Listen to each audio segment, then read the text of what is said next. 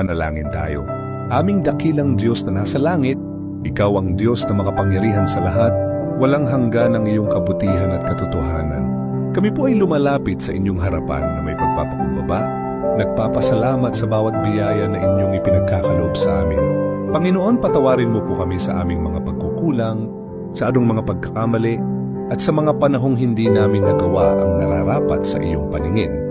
Linisin mo po ang aming puso at isipan upang kami ay maging karapat-dapat sa iyong harapan.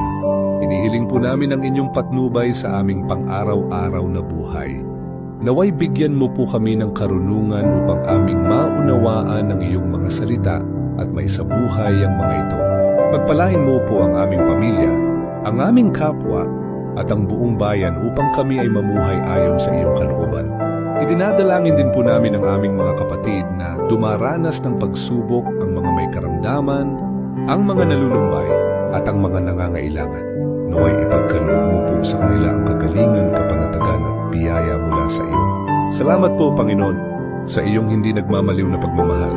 Sa iyo namin ipinagkakatiwala ang lahat ng bagay, sapagkat ikaw ang aming Diyos na totoo at tapat.